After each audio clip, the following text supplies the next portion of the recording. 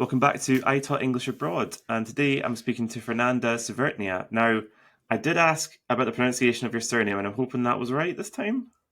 Yeah, it's great. Oh, okay, thank goodness for that. See, that's a good start. I can live with that. How are you doing today, Fernanda? I'm great, and I'm really happy to be here today, and I'm looking forward to talking to you. Well, I'm glad to hear that. We're excited about having you on, and you're an English teacher of excellent repute, and we'll talk a lot about your career and what you've achieved thus far. But it's amazing stuff, and your road to teaching English was a fairly unconventional one, even by the standards of this podcast. And this podcast can get unconventional. But can you tell us about the career that you had up to the point when you decided you wanted to teach English? Yes, perhaps I need to go as far back as high school. I'll try to be objective, but when I was in high school, once I finished the Portuguese test in 10 minutes and I aced the test, the teacher couldn't believe. And it turns out that after that, the school invited me to be a kind of tutor, like, can you stay once a week in the afternoons to help students who have difficulty with Portuguese? And I was like, Mhm. sure, of course. They paid me. I don't even Yeah. remember how much it was or how little it was, but I accepted that. But it turns out that nobody showed up, like Oh. nobody was interested. And at the same time, the students who were tutoring other students for chemistry and math, they had a lot of students interested in that. So I think I somehow internalized that a career in languages should not be an option. Mhm. So I ended up going to college to study chemistry, and I worked for a short period of time. I worked in a laboratory, but for the most part of my career, I worked for companies that manufactured laboratory equipment. Mhm. So I was constantly dealing with clients, but in my position at the time as a product specialist, I was generally teaching people and training people on how to use laboratory equipment such as incubators, spectrometer, or like stuff you use in a laboratory. Mhm. And I was really unhappy about that. I didn't like it. Part of the job involved teaching, like teaching someone how to operate equipment, but I was really unhappy about it, and everything changed when I was actually in Germany for a training. I was working with heating systems. It couldn't have been more boring than that. And I realized that, like, okay, I was abroad, I was having a great opportunity, and yet I didn't feel it. Mhm. So I just basically came back home. I went to my parents' place, and I was like, I need a break. I need to figure out what I want to do. And then one day I woke up with this brilliant idea, like, you know what? There's this language institute in my city. I think I'm gonna go there, and maybe I can try to get a job. I was aware that they Mhm. didn't ask for any kind of experience. As long as you spoke English, you'd be welcome to work there. Mhm. So I went there. So long story short, I took the test. They liked me. I started teaching, and it's been like that since 2011. So, and I don't regret it. I am Mhm. really happy now as an English teacher. So yes, it's been great. I love that. That's such a great origin story. But I do think we might have alienated our laboratory manufacturer audience. But that's fine. That's fine. I can live with that if you can. But so, where was this language center that you're? And where are you based? Just so the audience knows. Where have you come from? I'm in São Paulo. São Paulo is both a state, and we have a state called São Paulo. We also have a city called São Paulo. It's a metropolis. It's the most economically important city in my country. Mhm. So there were lots of job opportunities for teachers. There were just a lot of schools. There are a lot Mhm. of schools in the city. This one in particular was just very close to my place. I would drive there. It was like a 10-minute drive. And yeah, and a funny thing, I studied there in the past. Hmm. I used to be a student there, and I was aware of how the school worked. And I can't explain. I just woke up with this idea, like I have to go there. I have to try this. Hmm. And yeah, that's how we went. Well, sometimes we've got the phrase in English, trusting your gut, and if something feels right, it feels right, and that's been the foundation of your career. So you describe, and I love this phrase that you use on your website. You describe teaching as the air that you breathe. Um, what was it about teaching that made it so attractive to you? Not, I mean, teaching in general, not necessarily just English, but the act of teaching. What was it that made you so compelled by it? I'm a people person. I like to connect. I like to talk to people. I like to get to know people. I like to talk to people who are different from me. And teaching allows me to meet people that I would have never met if I'd Mm, never started teaching. Like I've crossed paths with peoples from all walks of life. Like I could probably write a book about my students. And added to that, I'd also mention that I feel that this connection we have with a student is it's so it's fulfilling, when you're able to transfer knowledge, and you know that the knowledge you're transferring is going to help someone achieve something. So mm, it's completely different from doing something, some kind of operational kind of work. I don't mhm, feel I'm a cog in the wheel. I feel that I'm making a difference.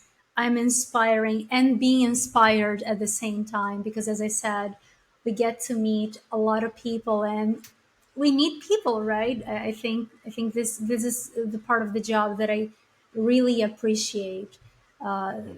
being able to transfer knowledge and getting to know people. I love that.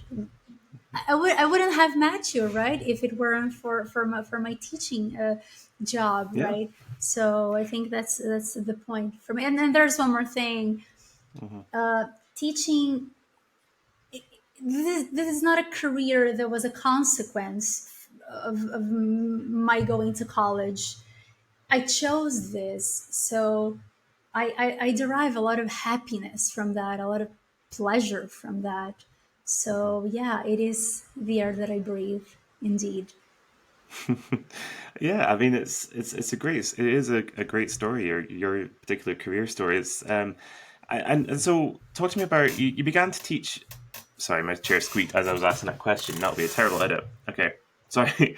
Just Um, just let me ask you something. Can you hear this? Because it started raining now. no, I can hear it a Oh, little bit, but it probably won't pick up in the recording. So I hope and not. also it's raining here too. So like the chances of there being rain in the background of one of our recordings is like quite high. So All right. Um, yeah, where I live in the west of Scotland, it's pretty much always raining, so that's kind of we have to live Yeah. with that. But um, where was I? Right. So yeah, you said that you began teaching quote unquote general English in 2011, and these were kind of your first classes. So tell me what teaching general English involved, and what kind of teaching experience you'd had up to that point. You mentioned in your sort of previous life in sort of chemistry that you did a little bit of teaching, but what armed you for this particular experience? Do you think? I had no experience Hmm. whatsoever. Like, I was completely raw. And in teaching general English, my first experience was I don't even know how to describe it. At the first school I worked for, three books were adopted. Like they called it book one, book two, and book three. There were basically three levels of English. Right. The owner of the school had written the books, Mm. and there were no directions. There was no training. Like there was no training. It was like, here's the book. So, and the lessons. I didn't teach groups. I would teach one on one. Okay. So there was this book, and then the student came to class. So I read the pages like 30 minutes before the lesson. And I was like, I read instructions, like I didn't really know how to do it. Eventually, I got a job in a much better place, in a more serious school, I'd say. Hmm. And they adopted textbooks. They trained me. They instructed me. Fernanda, this is how you should do it. Hmm. And despite advising me to use books, they also told me, make sure you're able to connect things to what's important for the student. And I think that's when I started to discover myself as a professional, because there were lessons when it was literally impossible to follow the book, Hmm. because a simple conversation, a simple hello, how was your weekend, would generate so much conversation and so much language that I would end up writing a lot of things on the blackboard. And many times we simply ended the lesson without even touching the book. Right. So this very beginning was very messy, because there were students with whom I'd use the book, and there were Hmm. students with whom I would sometimes and then I started to feel confident, I guess. So I started selecting pieces of authentic material, like, oh, I read this very interesting article. Can I bring Hmm. it to class, and perhaps we can talk about it? Again, in this school, I was teaching one-on-one, so I had more freedom, to try things. Yeah. And yeah, it was really a nice period. And I think it added a lot. I wouldn't be the professional I am today if it weren't for that experience, and for the guidance I received when I worked for that school. They really helped me, figure out how to do things. So Hmm. I'm actually really thankful for that. Yeah. Yeah, I can imagine. And so, growing up, what was your kind of background in terms of English? What was your What was your? I can't speak today. What's going on? Right, sorry. um, so, what was your background with English? What was your English education like growing up? Because I've spoken to a few Brazilian English teachers, and they say the standards can be very variable. Was it a mandatory subject at school, or was it something that was a real personal interest of yours? Yeah, we start studying English before high school. I can't really remember when Hmm. we start. I guess. Sorry, can I start again? Yeah, of course. Sorry, That's all right. sorry. It's okay. It's I edit this I'm afterwards. It's fine. trying. This is what it's all for. Yeah. Yeah, we generally start learning English at school around the age of 11 or 12. At Okay. least that's when I started learning English.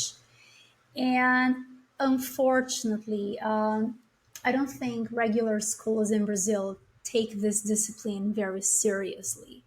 Mm. For this reason, there's a ridiculous number of English institutes around the country, Hmm.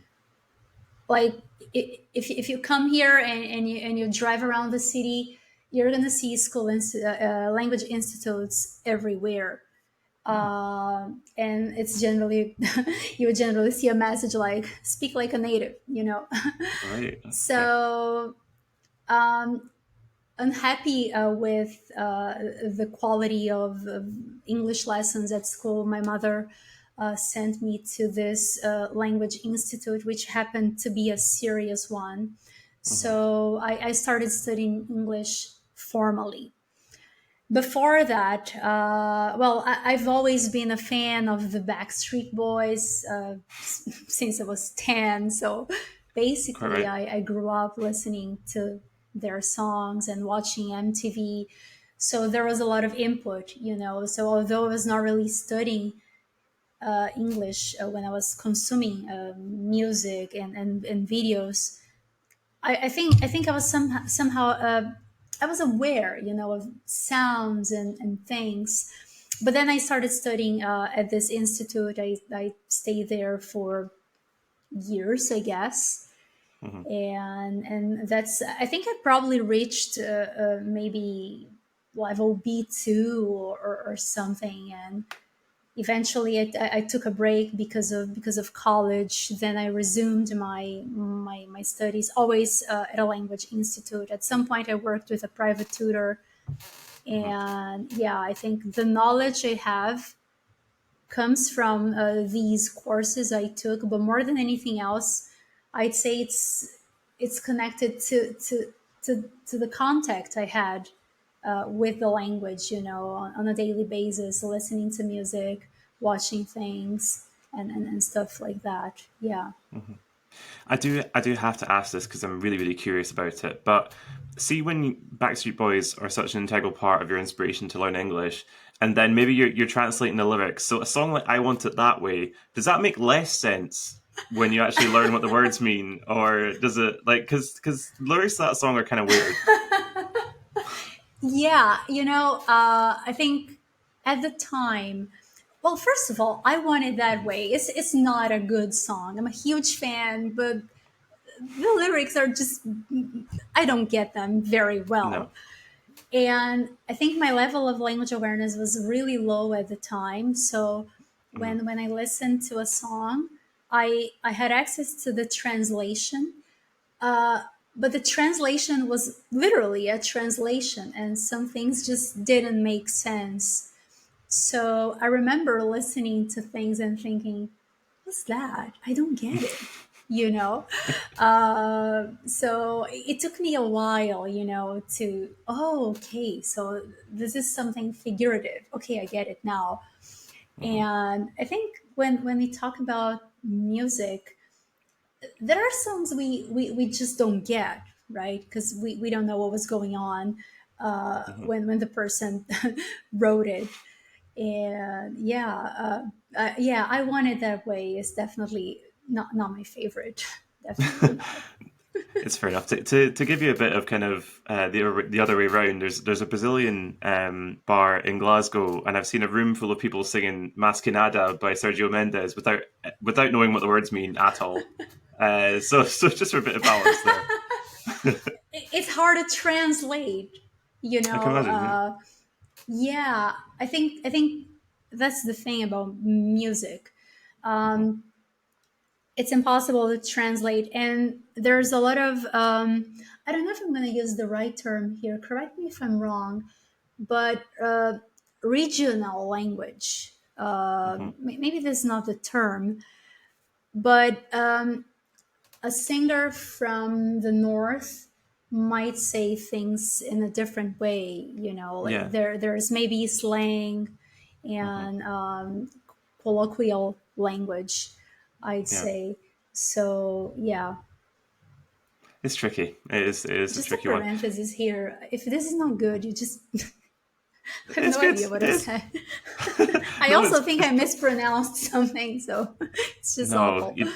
Genuinely, you haven't. You haven't. Your English is better than mine. I can tell you that. But so you talk about having an unorthodox, personable approach to teaching, which I don't doubt at all. Based on this conversation so far, the reviews that you get suggest that it really works. It's really popular. Did that style come naturally to you, or was it a style you developed over time? Do you think? Oh, I think it's a combination of things. As I said, it came naturally to me, to drop textbooks with some students. Like a simple hello Hmm. was enough to generate a lot of language. But I spent years doing that and feeling that, okay, maybe I'm doing something wrong because teachers should be using textbooks. We should be following a structure. So I took the CELTA. I learned how to teach. Although I had a lot of experience when I took the CELTA, I relearned how to teach, but it Hmm. just didn't work for me. I can't pre-teach vocabulary. It just doesn't work for me. Hmm. And over the years, I've noticed that pre-teaching vocabulary does work with some students, but it doesn't work with other students. Hmm. So around, I guess it was 2020, I joined a community for teachers. And in this community, we talked a lot about teaching methods. And that was when I learned that there was a term for my teaching style. That's when I started studying more about dogme ELT in Mm, addition to TBLT. So I read more about it. I even took a course on dogme ELT, a course with Scott Thornbury, and I had the opportunity to have a one-on-one tutorial with him and talk about reactive teaching. We talked about materials light teaching. We talked about teaching writing in a reactive way, teaching speaking in a reactive way. And as I said, this is what I love about my job. You get to know people. So I got to know a lot of people, and we talked a lot about how to teach. We shared our insecurities, our ideas, and I think that's how things started to come together. For me, when I started teaching exams, I didn't teach exams the way I teach today.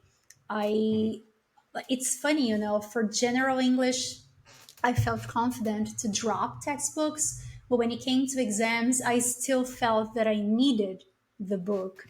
So it was a long process until I realized how to tackle how to tackle exams and how to be less dependent on textbooks, and as a consequence deliver a more meaningful learning experience, something that students can continue after the lesson, and not sure. something that only happens in the classroom with a textbook.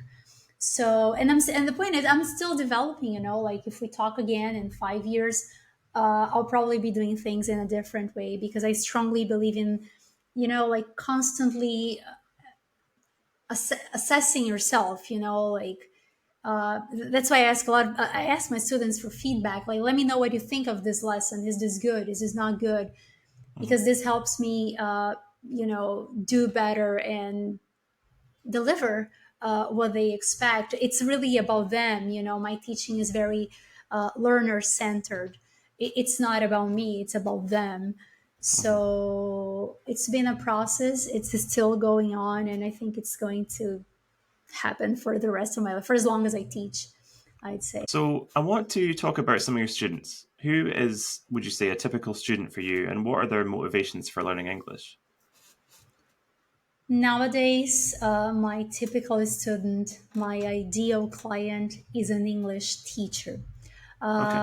I work with English teachers 90% of the time.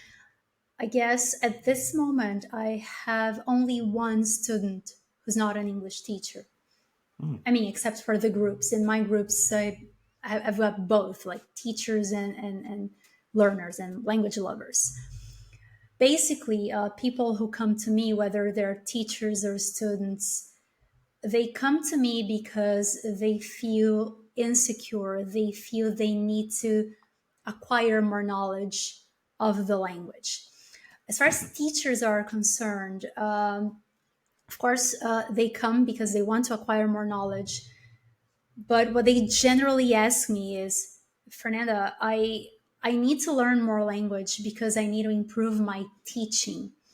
So I do a lot of work on language awareness because if you're not language aware, you're never going to be able to stop planning lessons. You're never going to be able to teach reactively.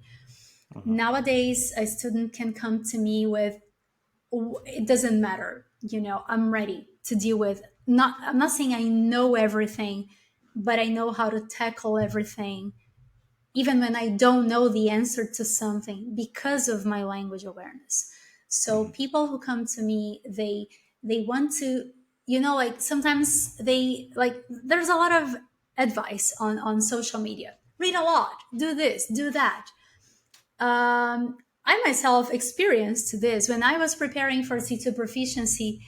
People would tell me, read a lot, read a lot. And I was like, okay, but how do I read? What should I pay mhm, attention to?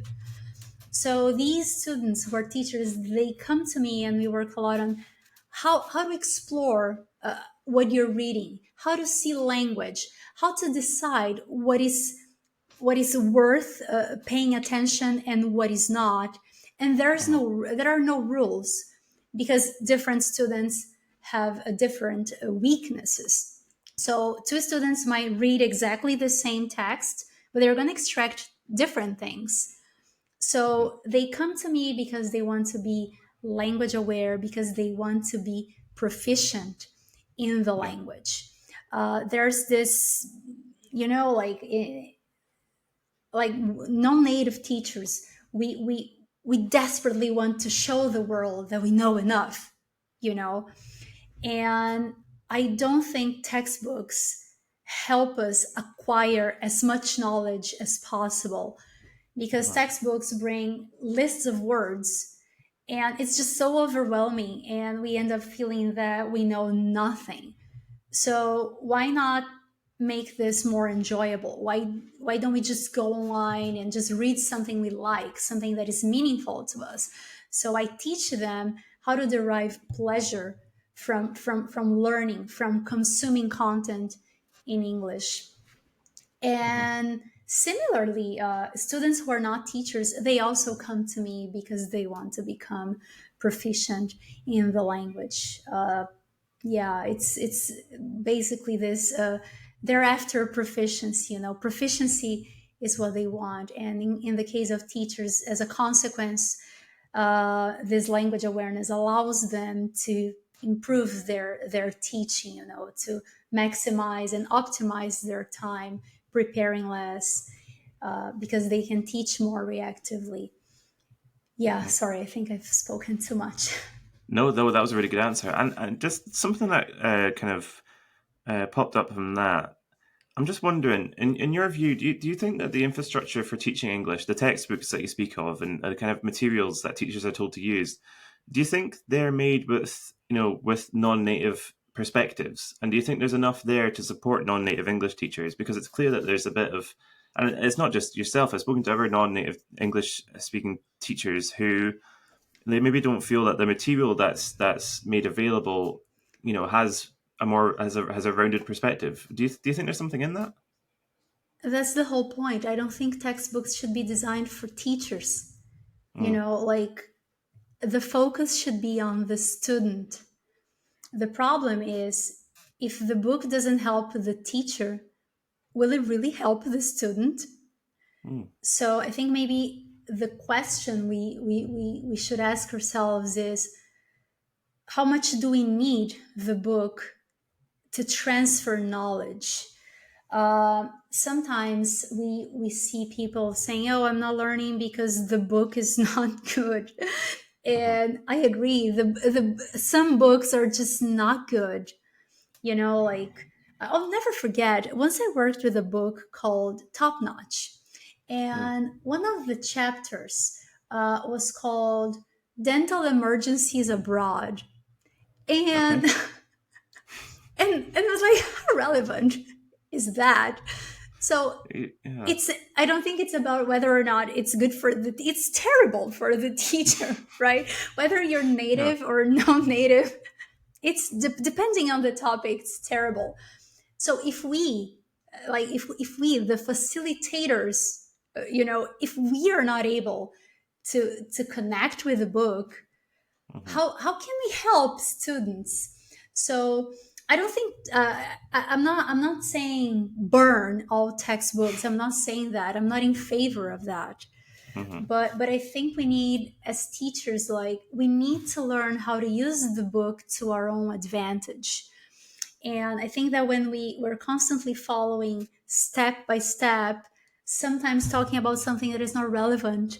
I mean, no, I'm not saying it's not relevant, but something the student is not really interested in, mhm, I don't think we're helping them. So perhaps, if I were teaching that lesson on dental emergencies abroad again, perhaps I would try to connect that maybe to travel insurance. Is like, hey, student, have you ever needed that? Let's look at mhm, what's available online. Let's visit some websites. Would you like to have this, if you were to travel or not?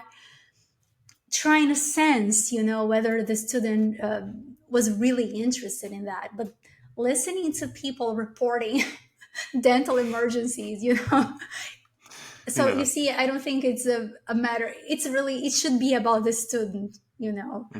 and I think that's why I tend to feel reluctant to what's proposed, reluctant to accept what is Hmm. proposed uh, sometimes. But I'm not saying you should burn it. Okay, it's Hmm. not that. No, no, no one's suggesting book burning here. No. Although now I think about it, have I ever had a dental emergency abroad? I'm not sure I have. But see if it does come up now, I'll get in touch with you. But in terms of in terms of carrying out lessons, you've said on your website, I'm pretty sure you said you don't like the triple P approach. And there's other frameworks that you're not. I mean, we've talked about a framework that you're not particularly interested in as well. For those who don't know, what does PPP mean, and why wasn't it for you? Presentation, practice, production. Okay. Uh, Basically, presentation means, hey students, today we're going to talk about dental emergencies abroad. Here are five very important words for today's lesson. So I teach you five words, and then during the practice stage of the lesson, I'll give you a couple of exercises where you're supposed to use those words, supposing it is a lesson focused on vocabulary. Hmm. And of course, you're going to get everything right because I've just taught you. But it's complicated because sometimes you don't get the right answers, even Hmm. though I've just taught you those words. Hmm. This becomes even more critical when we're talking about grammar. So, student, here's present perfect. Let's do some exercises. I don't know what is worse, getting the answer or not getting the answer. Because getting the answer means, okay, you learned, but how are you going to apply that when you're talking, when you're communicating? And Hmm. when you don't get the right answer, it's like, oh my God, what's wrong with that? Hmm. And then the last stage, production, we're talking about producing language, whether it's written or spoken.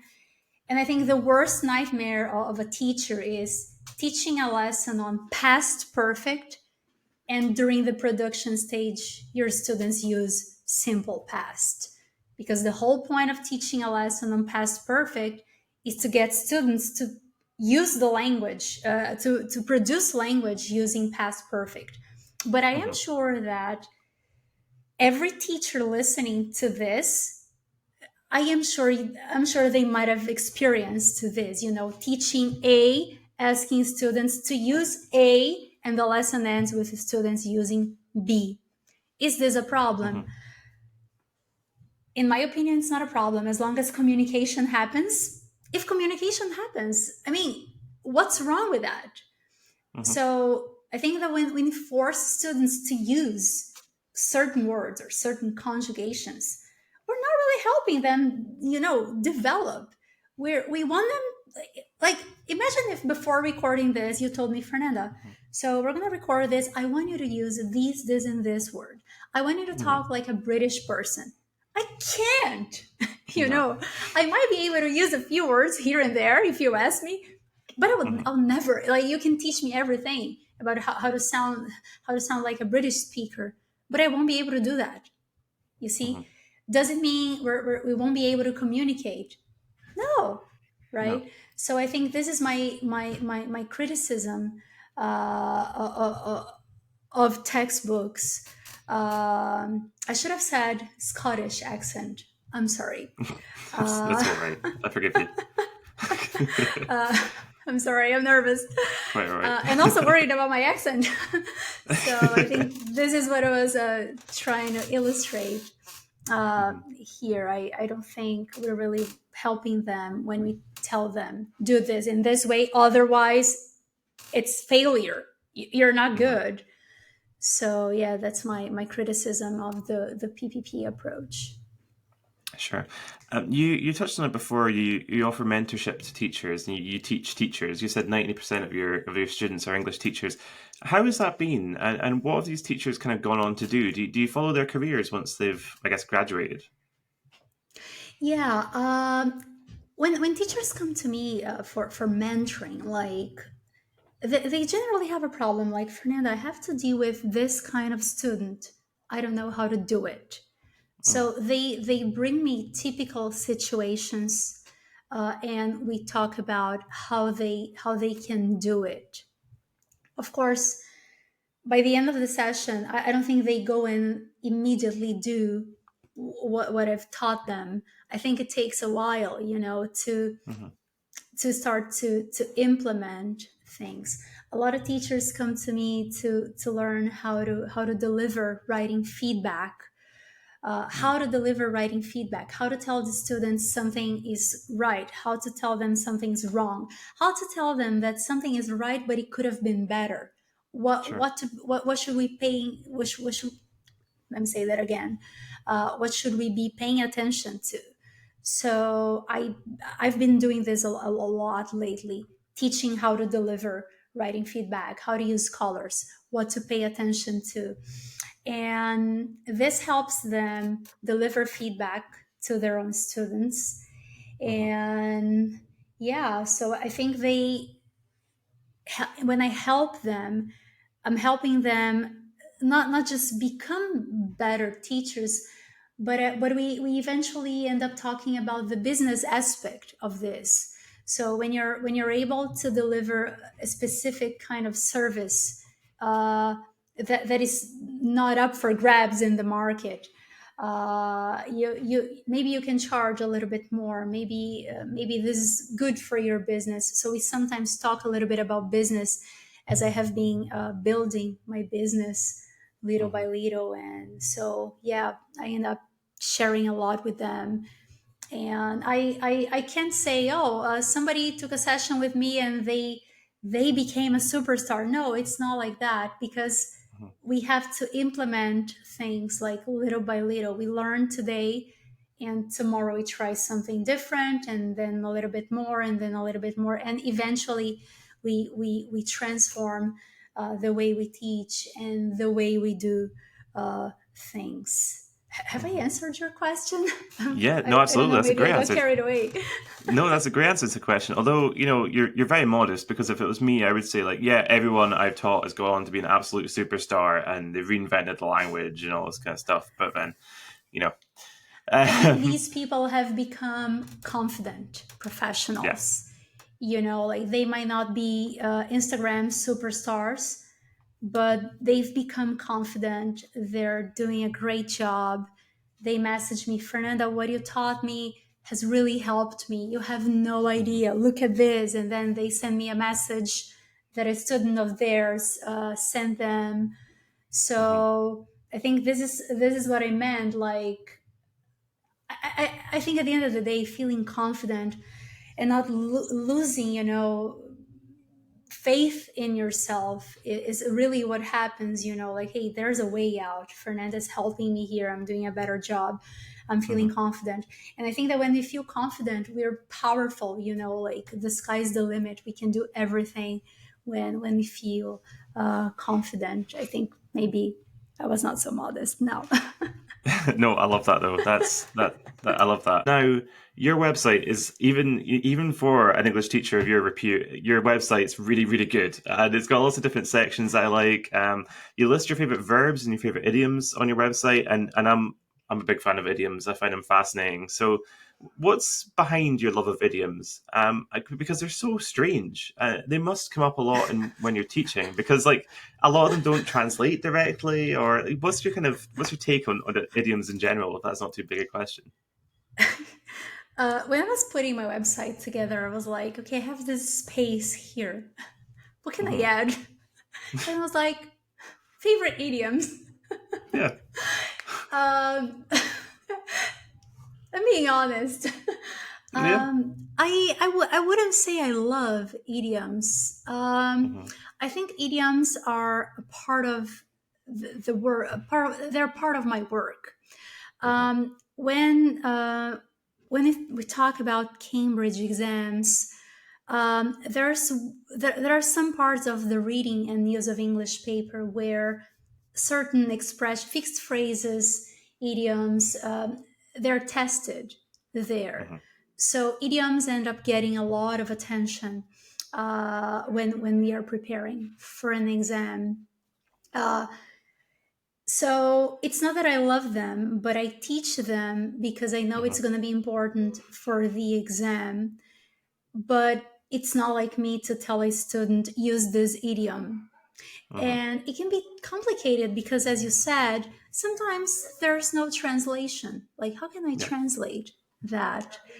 And sometimes, even if we try to, understand what it means, because of cultural things, it may not make sense, you know? Hmm. And it's complicated because just going back to textbooks and stuff. So, uh, textbooks focused on exam preparation bring a lot of idioms, a lot. It's really overwhelming. I remember when I was preparing, I was like, I'm never going to memorize all that. Hmm. And that made me feel that I'd never become proficient. Right. And so, what I basically try to do with my students is, okay, unfortunately, we need to memorize some idioms if we want to pass the exam. You don't need them in your life. Uh, there's this idiom, it's raining cats and dogs. People say Yes. nobody uses it. Yeah. So I generally try to make my students aware that not every idiom is used and they don't need to use idioms. So one thing Hmm. I try to do is, okay, we're learning this idiom. So what is the formal equivalent? How can you say that in a formal way? And I think this is what is missing in textbooks.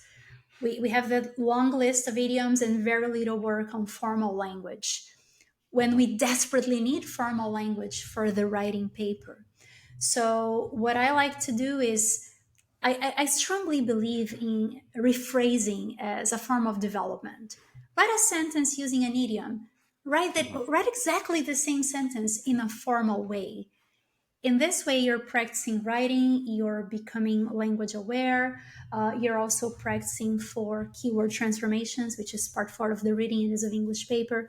So Hmm. I wouldn't say I love idioms. In fact, I think I hate them, because it causes a lot of students to make mistakes and therefore doubt their potential.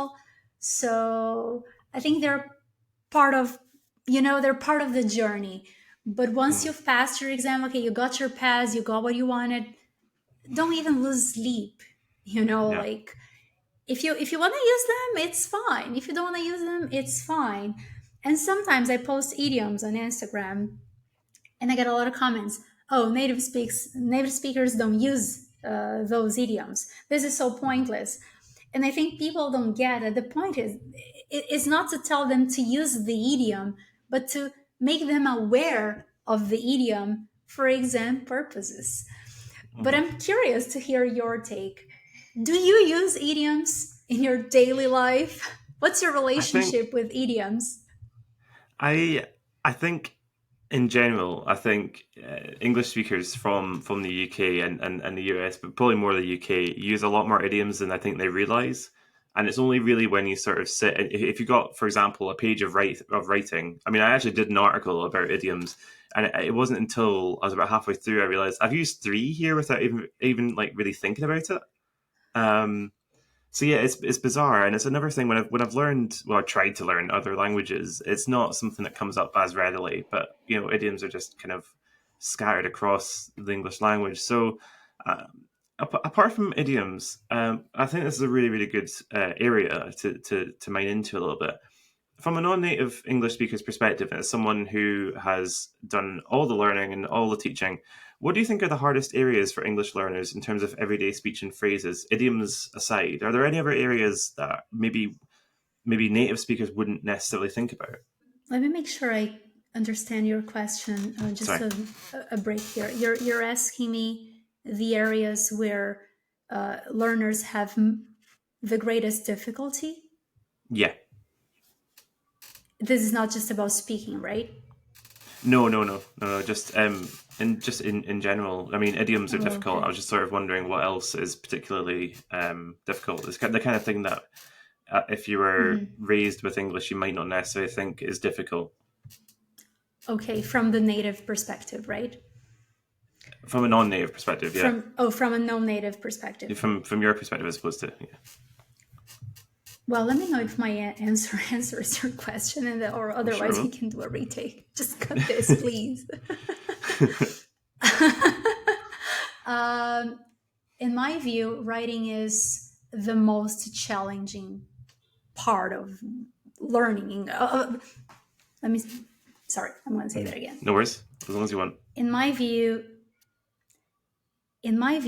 writing is the most challenged part of the English language, whether you're a native or a non-native speaker. Hmm. Why do I say that? The language we use when we're talking is completely different from the language we use when we are writing. Of course, if I'm Hmm. texting someone, run on sentences are not a problem. But if Hmm. I'm writing an essay, run on sentences are a problem, especially if you're aiming at proficiency. We need a conjunction there. We need a conjunction to connect two complete thoughts, or two clauses.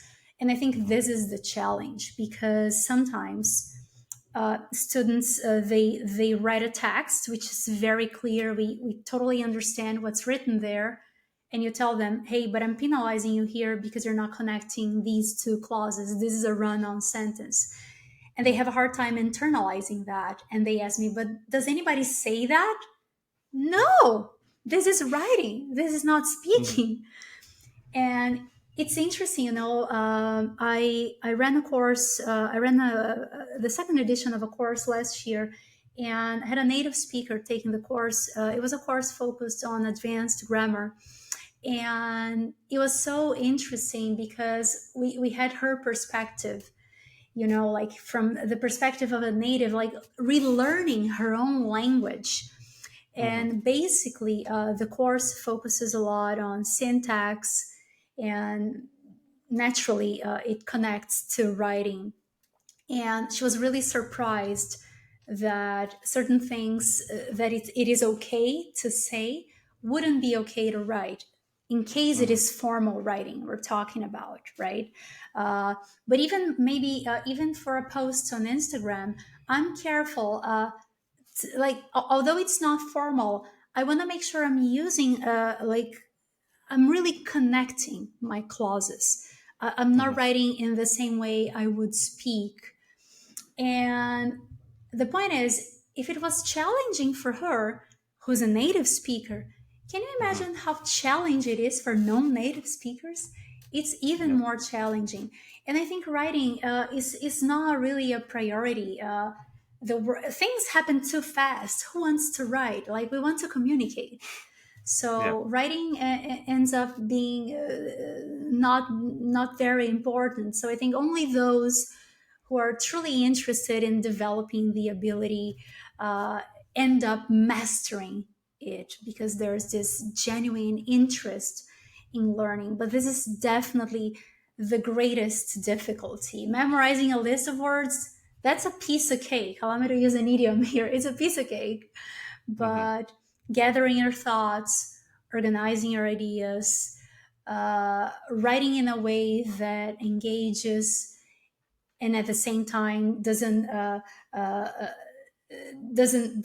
look too informal, Hmm. like, okay, I'm talking to you as if I were your friend. So I think, like, figuring out what makes good writing, I think this is the challenge, starting from ideas, and then thinking about organization, and then thinking about connecting ideas, and then thinking about vocabulary.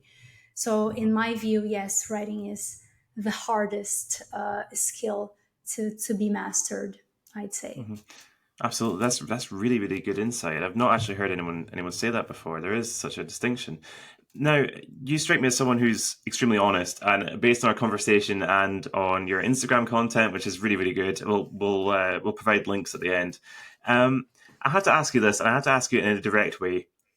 English grammar, is it a nightmare to teach? Can it be made fun?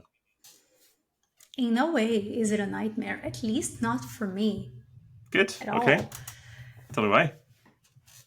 I love it. And I think my students can sense how much I love it. So, Mhm. in the process of transferring my knowledge to them, I think they see how passionate I am, that they fall in love with it too. Mm, You know, I don't think it is a challenge to teach. I can teach you now. The challenge is on your part to internalize. I think learning grammar is difficult. I can go mm, and teach exactly the same topic from as many different perspectives as you can imagine. I think the challenge is more related to how can I open your mind to what I'm saying? How mm, can I make a student understand that there's no right and wrong? Like a run on sentence. It's not wrong if you're mhm. talking, right? Yeah. But a run on sentence is wrong if you're writing. I could say something like this. Oh, I love exercising. I exercise every day. Mhm. But imagine if I told you, I love exercising, and as a consequence, I exercise every day. It's ridiculous, right? Yeah, So I you're think completely right. this is the challenge, showing them that you Hmm. don't need to hate grammar. You need to understand that different circumstances will ask for different grammar. It's not like, okay, you learned this here today in this lesson, and that's the only language you can use. No, it's not like that. So what Hmm. I really try to teach them is to gauge, how to use the language. Hmm. You can, like, we don't have punctuation when we're talking. So I think this says a lot about what's right and wrong, right? Mm. So I think this is the challenge, making them understand that there are nuances, and nothing is black and white. But unfortunately, the great majority, like a lot of people, believe that there's right and wrong. Why? Because we Mhm. teach using textbooks where there's only one correct answer, two Mhm. correct answers if it's a less controlled practice, for instance. So I think it's really about demystifying this idea that grammar is difficult, grammar is impossible, or advanced grammar is only is like cleft sentences. Oh wow, this is only Mhm. for advanced students. No, it is not. I can be teaching a beginner and ask him. Who takes out the garbage in your house? And he's going to use a cleft sentence. Oh, it is my dad who takes out the garbage. So I think it's really about this, about showing that of course there are levels, but it's not so black and white. You know, Mhm. uh, we we we need to embrace this idea that many are the possibilities. So it's not a nightmare to teach. It's actually fun because I'm Mhm. constantly bringing examples they're never gonna forget. And yeah, I think they have fun, and I do too. So I think no, it's not a nightmare. It's really a privilege to be able to teach grammar in a fun way, in a way that is not boring and overwhelming and repetitive. So Mhm. that's how I feel about grammar. I think you can sense my passion, right? I love the enthusiasm. Yeah, that's such a great answer. Now, I have to ask, you've built a business from the ground up. You've got a massive online following, and like I do with other guests, if I put a number to how many people are following you on social media, it'll be redundant by the time the episode goes out because it'll have gone way up because that's just what happens. But can you tell me what it was like building your business? You know what? I think I started building my business before I even considered building a business. For Oh, me, everything started when I decided to prepare for the Cambridge C2 proficiency exam. hmm. I created an Instagram account to help me memorize. Guess what? Idioms. Okay. So I was like, okay, if I put a post together, I'm gonna be memorizing it instead of writing Hmm. things down. Maybe I can create a post, put everything on Instagram, and then I have my own library. Hmm. Eventually, people started following me. I started talking about my preparation. I started talking about teaching. And when I passed the exam, I started to have a lot of demand for lessons. At the time, I worked for a school, and teaching exams was just a side hustle. like Mm. I'd be working for the school like 70% of my time, and 30% of my time I'd be working with private students. And I never stopped producing content for Instagram. I've always been very candid, and really open about my struggles as a teacher, as a student.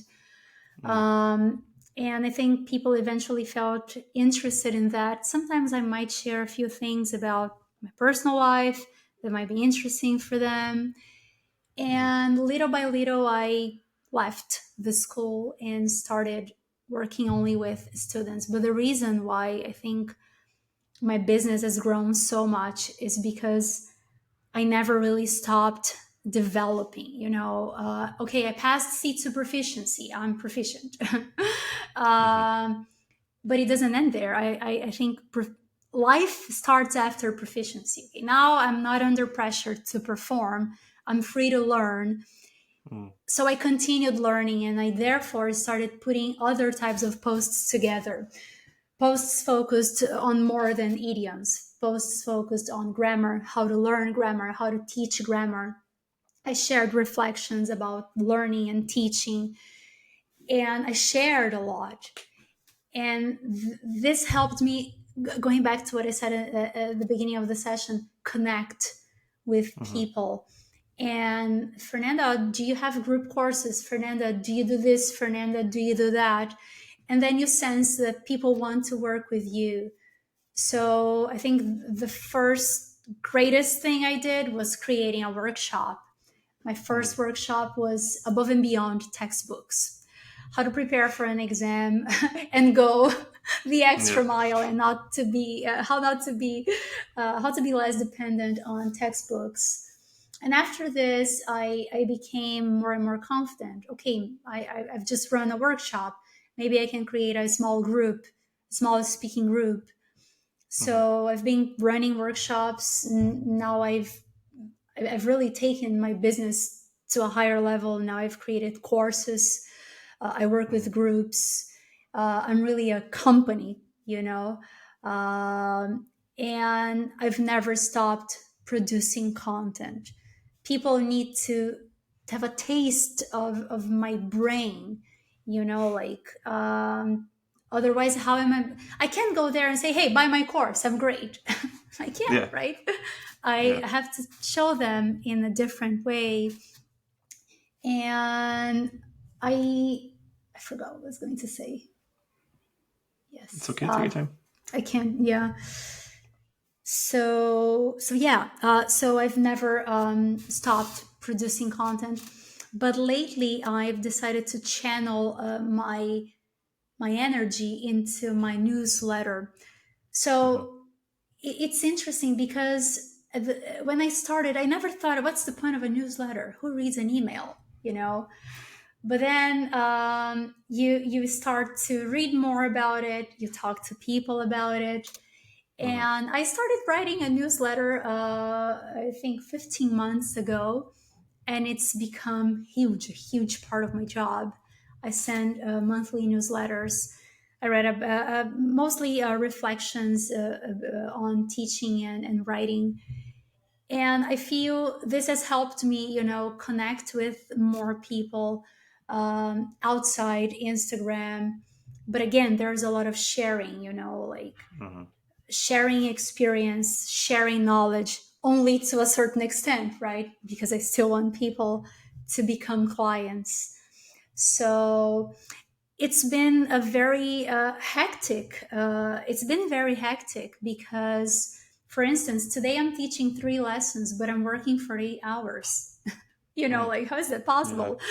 It's because there's a lot of I have a lot of admin stuff to do, content creation. I have to reply emails. I haven't hired a person to work with me, to work for me. I'm not there Mhm. yet. Who knows? I might do that in the future. Mhm. But I think everything was possible because of Instagram. It's a window, you put yourself out there and you show the world what's good about you. and I'm really thankful. And here I am today, talking Hmm. to you, being a guest on a podcast. It's my third podcast. I would have Hmm. never dreamed of that a couple of years ago. So yeah, it's very hectic. It's like, to those of you who are listening, and if you want to build a business, you will get nothing in return when you start. It's gonna take some time, but as long as Hmm. you don't give up, it's very unlikely that it's not going to pay off. That's what I'd say. That's amazing advice, and I really, I mean, myself included. I'm sure a lot of people are going to be signing up for the newsletter now as well. But you kind of touched on it there about plans for the future. What are your goals moving forward? What would you like to achieve in the short and long term? You know what? Lately, I've been toying with the idea of writing a book. You know, Hmm. I have really, like, the response to my newsletter is really good. Hmm. So I started to think, why not? Um, just something I need to tell you privately. When is this Sure. going to be out? Probably end of March, start of Oh, April. okay.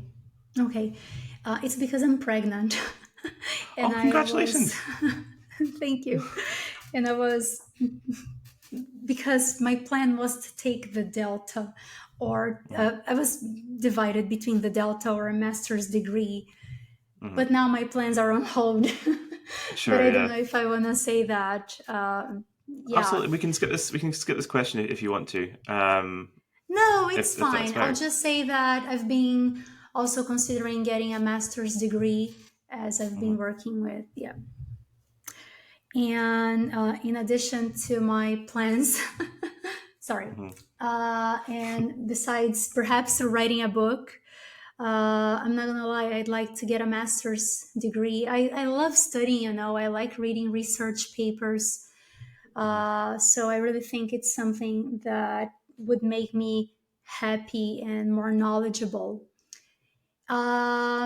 And last but not least, I'm currently recording a course that's going to be out in the second semester. It's called Foundations of Advanced Grammar, and it's going to be my first asynchronous course. So 100% asynchronous. So I'm recording it, and I'm really excited about that. Hmm. Brilliant. Yeah. So, last but not least, where can people find you? Where can people keep up with your newsletter and all things Fernanda Cwiertnia? Like, where should I direct people? You can go to my website, fernandaenglishteacher.com. You can read my previous newsletters there. You can message me, and I'll be happy to reply to you. And as we've been talking, I'm also on Instagram. Hmm. You will find me there as Fernanda underscore English teacher underscore BR. You can DM me, you can leave a comment, and I'll be glad to reply and talk to you. As I said, I really like talking to people, so I'll be happy to hear from you. Yeah. Hmm. Brilliant. Well, all the best with your future plans. It sounds like a really, really exciting time for you. But yeah, we'll have to end it there. But thanks so much for talking to us. Thank you. It was really nice. Right, so I'll stop the recording there. There we go. That was brilliant.